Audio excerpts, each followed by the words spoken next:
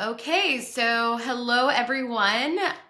We are here for another Rock Mommy video segment, and today I have musician and mom Suzanne Jamieson, and we're here to talk about her Love album that she released in August, which is very topical and timely, and music and motherhood and all the good things. Thank you, Hi. Suzanne, for being here today. How are Thank you you? so much, Marisa. It's nice to be here. And yeah, thank you for the opportunity. I'm excited to talk to you. Great. So I want to start from the beginning, and you are a very interesting person. I have to say, Thank you. um, you're born in Wisconsin. hmm You were in a slasher film. I was in Boogeyman too, with Butcher Bring Knife it to here. the Yep. throat. Yeah. I Yeah. was like, that's cool. I want to talk about that later, but let's talk about like the theater bug that you had and your upbringing, like how you got to the point where you just kind of went in this direction with your art. Yeah, of course. So yeah, I grew up in Wisconsin. I sort of did as much theater and choir and singing and dancing and acting as I could. I went to school for that at Syracuse University, so I majored in musical theater, and then I was in New York for a short time before I moved to LA with my now husband. And so I was acting and singing here for in LA for a long time. And doing plays, doing some other stuff like that movie. But I had my daughter and I just didn't really want to keep chasing auditions during the day. And I obviously didn't want to be gone nights and weekends, which is when you perform in the theater. So I sort of pivoted into children's music. It was quite by accident, actually. I was looking for a lullaby album for her that I loved, and I kind of had a specific thing of what I wanted. I couldn't find it, so I just decided to make it. And that was my first children's album. And then since then, I stayed in the children's world sort of as they grew up. I also have a background in yoga therapy and as a yoga teacher, so I infused like all this yoga philosophy and positive psychology, tools for happiness into my music with my second album, Bounce. And then my last album, which came out in July, sort of goes down that road, but with more of an emphasis on love and what love is in all Yeah. its many forms and iterations. So, No, that's a great story. I love that. So yeah, that was my question. Like, did you just have this epiphany when you had your daughter? Like, because I gotta say, when I had my son is also 12 and was born in 2012, and I wanted to start a metal band. I was like, that was where my catharsis was. sure, But sure. That's awesome. I love that. Yeah, I did have like an epiphany moment, but it was after my son was born, and I was 35. It was on on my birthday. We had rented a house in Wisconsin, and I was taking a long walk by myself, and I wasn't myself. I noticed that I was doing a lot of negative thinking, and that I was, mm, kind of angry and probably in a postpartum-y kind of place. hmm And I said to myself, and I had released that album, that lullaby album, but I didn't know what was next. I didn't know if I was going to keep acting or what was next really. And but I had done all this yoga training, and I was taking a walk on my birthday, and I thought, when I noticed myself doing this snowball negative thinking, I'm just going to say Om. And then I thought, I'm just going to say Om. I'm just going to say Om, Om, Om, Shanti Om. And I thought, that's a kid's song. And so that's sort of this moment. And I was like, that's what I'll do next. I'll combine all this yoga and yoga philosophy is very similar to positive psychology. I was actually enrolled at Claremont to get my master's in positive psychology when I was pregnant with my daughter. And then I went to the orientation and I was pumping in the car and it's 2.5 hours away. And I was like, who am I kidding? I can't do this. But I'm very interested in that and obviously in music. So I decided to sort of combine what I had learned. And that was my little passion project. And it took me 5 years to write those songs.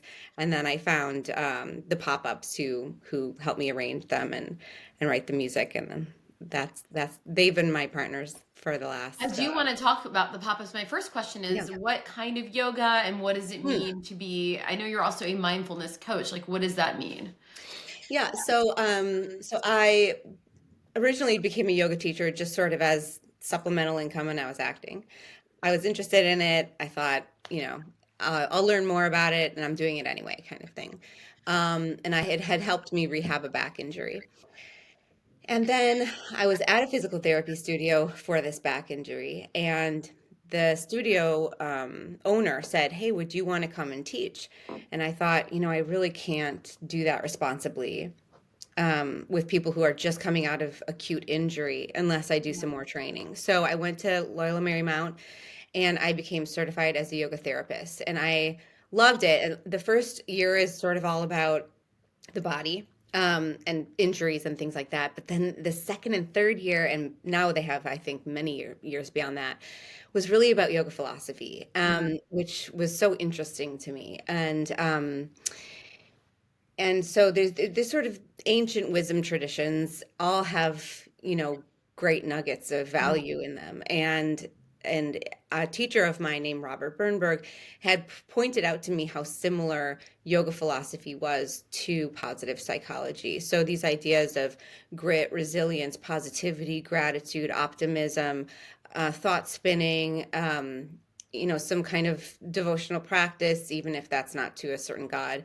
Um, it was all really helpful to me in my life. And so as my kids grew and I wanted to teach them these things, I wanted to do that in a way that was fun and that wasn't like a lecture, because nobody likes lectures and I don't like lecturing. So that's how I ended up with this idea to sort of do it through the side door with some fun pop music because they were listening to that stuff anyway. I love it. It's so funny. And your music, there's like there's the there's the bouncy, like high energy stuff, and then there's like the more like lullaby-esque tunes. I think there's one that I flagged, Pure Energy. Pure But energy. Yeah, like that that's a has very actually sweet come song. up in like a lot of people are listening to that song, and it sort of surprised me because it was just sort of like we threw it on the end, and it was a little bit different from the rest of that Bounce album. But I actually came out of a meditation on a vacation, and I wrote that song. So it means a lot to me, and I'm so glad that it's resonating with people. But certainly, talking to kids about these ideas. I mean, that idea, that song in particular, is really about quantum energy. It's about how we're all connected energetically, and I'm finding that kids. It's not too much for them. They really can embrace these ideas and, can start these interesting conversations between caregivers and children. Um, and so there's a couple questions with that. The pop-ups, I know your first instrument is your voice and you Yeah, spend a lot of time, you have a vocal coach and like obviously theater, like yes, that for sure. do you play other instruments or how did you find your bandmates? How did that work? Yeah. So I do play piano. I've played since I was very young. But the way I learned is not particularly helpful in songwriting. So I'm filling that gap now. It was sort of like get up, and then my teacher would sit down and play the tune, and he would say, "Now you play the tune." So I got a good ear that way, and I learned to sight read, but I didn't get sort of the fundamentals of theory that way. Mhm. So I'm filling the gaps, like I said, now with that stuff. But I also started playing guitar couple years ago. I'm trying. It's very hard in your 40s to learn guitar, but I love it, and it's coming along. Um, but yeah, so what with the Bounce album, what had happened is I had actually written these songs. I found someone to help me arrange them. I had melodies in my head. We came up with sort of a very basic demo reel, and was shopping for producers, and I came across the pop-ups, and I was like, "This is it. I want them to do it," but I had never met them before. So I went to a Grammy luncheon, which I knew that they'd be at because they Mhm. were nominated that year. And it's so funny because I walked into this room full of people I didn't know, and I turned around and I left, and I was like, "No, you have to go in and you have to ask them." And That's so I so turned back scary. around and I went in and I said, "I'm Suzanne and I love your album and I want you to produce my next album." They were really friendly, but they didn't know me from Adam. So a couple months later, I was at the playground with my son and his preschool. I think it was like a birthday party.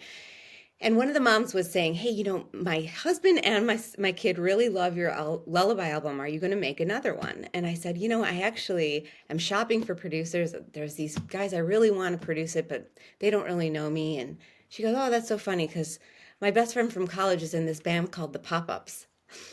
Yeah. Whoa, Yeah. serendipity. That's Yeah. when you wait for your moment, it came. Exactly. That's Exactly. It was such a so kismet cool. kind of. So we took a selfie and like a month later I was in New York working with them. Oh, they're New York based. Yeah. So, okay, that's cool. Yeah, So the way it's yeah. worked is actually Jason, who does the sort of the music side, and Jacob does more of the lyrics and business side of their Okay. partnership. We worked all together on that album, sort of leveling up the lyrics.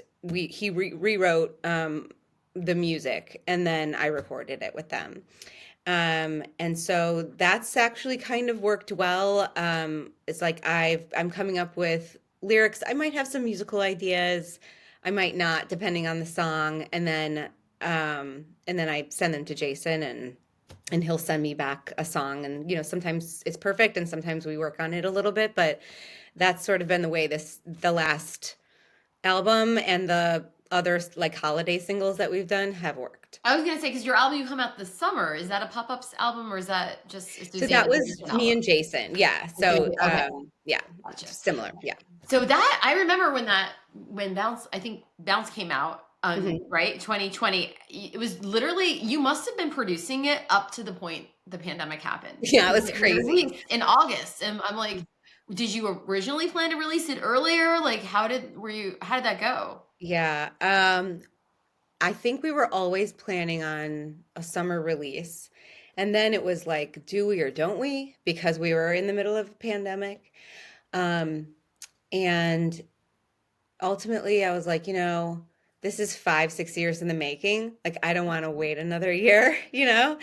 And I also thought people need a little positivity right now. Families need a little positivity right now. So I did decide to release it. But the downside of that choice was I didn't get to tour it when it was Yeah. brand new. So I mean, I'll we be kind honest of, though, I have kids. Like, I yeah. would love to tour, and my kids are old enough where they're like, "Mom, you can go." They're 10 and Oh, 12. yeah, But it exactly. is very because of their massive amounts of activities, baseball, Mhm. piano, like Yeah, school concerts. Like, I'm not touring until like, my beauty fades, maybe in another right. 5 years. Like, it's not so good for you that even had the option of touring. Well, I mean, who knows if it would Yeah, have happened, but yeah, so then sort of finished out yeah. 20 2020, 2021 with my kids and just sort of being in mom mode most of the time. And then started getting the idea again for another album. So, Nice. Okay, so let's bring us back to the present. okay. 2024, you released the album Love Is. And it's funny because like I know John Legend just released an album that's very like Yeah. love oriented, and we'll talk about that in a Yeah. minute. But I love it because like I don't think there is enough positivity in the world. And now it's funny, you didn't release it knowing what the future would hold in August, Yeah. but I feel like now like we need it.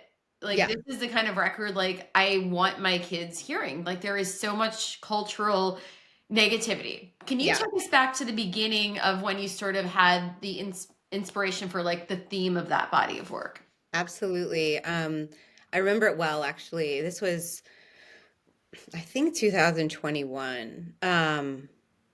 I'd have to go back and look for sure, but there was some Nazi flags flown over the 405 Oh. freeway. And this was just speaking to this sort of bubbling up of hate in our country and a hate that used to at least be shamed and people weren't free to express it or confident to express it and something was changing that was making people more vocal about their hate. And I read this book by a friend of mine. Her name's Valerie Carr. She wrote a book called See No Stranger. And the idea of this book is the only way forward is love, is to see each other as our brothers and sisters and come to each other with curiosity, and try to learn about each other with an ethic of love. Um, and that's sort of the only way we turn this ship. So I was thinking about this concept of love a lot, and I was also just noticing like a siloing of groups, especially in where children are involved. You know, from a school level to like a world level, more othering, just like more compartmentalizing of children. And I think that that's not helpful for children. I think that we should be focusing on how similar we are and Mhm. how much more like we are than different. Yeah. Honoring each other's differences, absolutely, but like also um but not siloing children, I think is an important place we have to. I think it's important to do that, especially right now. How do you So, think? Yeah, I yeah, was gonna say like that's interesting because like I was gonna say, how do you think like we're siloing? What do you think the biggest things that you see that are like? yeah. I mean, I think look, I think a lot of schools are doing affinity groups, and I think affinity groups are wonderful because people need a place to talk to each other about whatever they're dealing with. But I think that affinity groups should be inclusive, Mhm. and that people should be able to enter an affinity group and learn about another, you know, skin color or culture or, sexual orientation or whatever whatever the group is. But it should be with an effort of us learning about each other and about us accepting each other and not about us differentiating ourselves based on skin color or sexual orientation or, I don't know, Gender identity. neurodiversity or Yeah, no, whatever it I is. hear what Yeah. you're saying.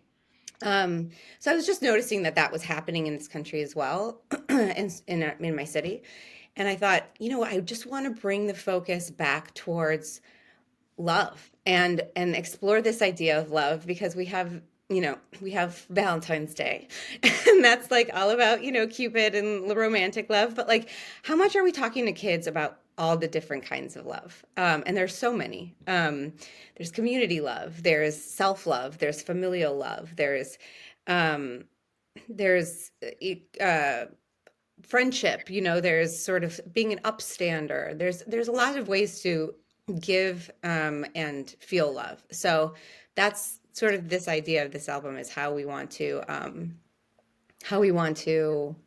like, talk to kids about it. And really, my intention is to get the conversation going between parents or caregivers and children about love, what it means to them, what they can do, like how do we make this idea and put it into action. I love what you're saying because my uncle and I feel different politically Mhm. and to be unapologetically very liberal and accepting, and we voted in very different ways. Right. And it is hard to come to those conversations where he's critical of some of the ideals. Yeah. But at the end of the day, I love him. And I Yeah. know, like, I love him so much, I'm not going to engage with him on these conversation topics For because it's sure. just not going to be positive.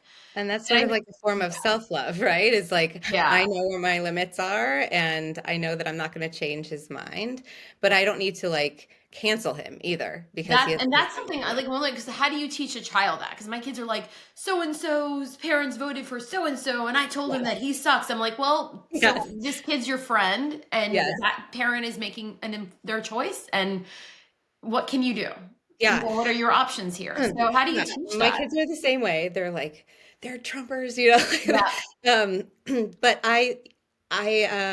in my family, I try to talk about the gray, right? Most things live in the gray. Um, and so there are many reasons why someone may have voted the way they did. And for us, we're voting because of certain things, because we value that more than anything else, right? Mhm. Other people may not feel that way. And we have similar situation in my own family. So, um, and because they know this person and love them and know that they're a good person and voted differently than we did in this family than I did, um, they're more open to this conversation of they're not a bad person, even though we believe Trump is a bad person. Yeah. Like, right? Yeah, I, yeah, no, no, yeah. I It's like unapologetically I'm say very that. passionate. I'm like, how could this person be elected? But Yes, and my uncle's a good person, and that's just the way. right, and maybe he made that decision not out of hate, but out of I believe in small government. I Yeah, believe he in believes state-led the government. autonomy. Yeah, Exactly. And it so to is no have those reason. conversations with kids, I mean, obviously age dependent, Yeah. but I think kids can grasp these sort of nuanced gray area kind of ideas and Yeah, and concepts. how do we lead with love? How do we, instead of getting angry and trying to go down their throat with our ideas, like how can we bring love into this conversation or weave it into our interactions? Exactly. So, and I love Exactly. that you turn that into, no pun intended, like a whole album of different ways of exploring this theme. Thank you. I do want to talk about John Legend because it's interesting. Like he has a song Love, love, which is Yeah. awesome for Rock Mommy. And then I Yeah, saw on your social media you got to go to that listening party. I That must did. have been amazing. Like what was it like? Like all these children's music creators. Like how did that happen? I have no idea how that happened, that I was invited to that. I suppose someone involved in his team knew that I was in LA and did Yeah. children's music. But it was so fun because my kids were able to come with us, come with me, and we were so close, And it was at his at his house, house. right? It was, yeah, I think it was during some break of theirs. Either, yeah, I think they were in school. Yeah, I think they were. Oh I no, was. no, We would. because he lives in LA, obviously. He Yeah. does, yeah. And Okay. it was at his house, and it was, a lot of like influencers in the mom space, which I am not, but they did invite some other children's musicians. Well, So I mean, I wasn't invited. I'm an influencer. Mom's. I'm just kidding. It's fine. yeah, you should have been. You should write to I that get invited Fisher to things in Price. New York a lot, but I think people know that I'm not, and they're not going to fly me out there. So Right. it's Yeah, totally yeah. These fine. were definitely locals for sure. Well, But that's yeah, it was really great. fun. I mean, it's so funny when I found out he was coming out with a single called LOV. I was like, come on. I would love a Really? duet with you and him. Like your voices, I think, and the way, and like just sort of the old world energy that he brings. Like, and you could, I don't know, I could see you guys doing a duet. So I'm going to put That'd that be out there fun. in the universe. He's so talented, and his voice is like it's like velvet. I mean, it's so Suzanne Jamieson beautiful. and John Legend. I'm putting it out there. I Putting love it it. out there in the universe right now. I Well, love it. I'm thank going you. to do that. Thank you. Okay, so I have to ask you, have your kids seen the slasher film? You Boogeyman know, Eve? my daughter, I was actually just asking them about this last night because we were talking somehow with my good friend. We went to see a show at the theater yesterday, and we're talking about prosthetics for some reason. I Oh. can't remember why, but I told them this story about how I got this prosthetic butcher knife put on my throat. And it took hours, and then we broke for lunch shooting this thing. So I went and had lunch with the cast and crew with this big knife in my throat, and I just thought it was funny. And my daughter said, "Oh, I saw it." And I was like, my daughter's 12. And I was like, Yeah. "You did?" And she was like, "Well, I saw the stills." So she must have like Googled it or something and seen a couple of still photos. 'Cause certainly, I don't think that it's a great idea for them to see their mom in that position. No, and they haven't seen. I did another one called Atticus Institute, which is sort of like a mockumentary, scary, nothing slashery, but kind of creepy. And I don't think they've seen that either.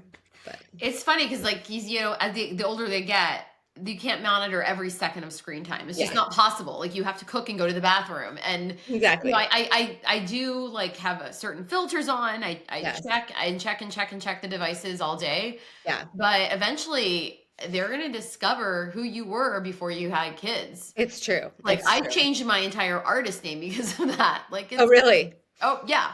Like Yeah. because like you can't, and it's hard to take things down off the internet. I was in a movie called Washington Interns Gone Bad, Ah, and where I shoot someone, and like uh-huh. it's a comedy, but still Yeah. like it's the kids are they're gonna figure it out. They'll find it. They'll find it I'll somehow. find it.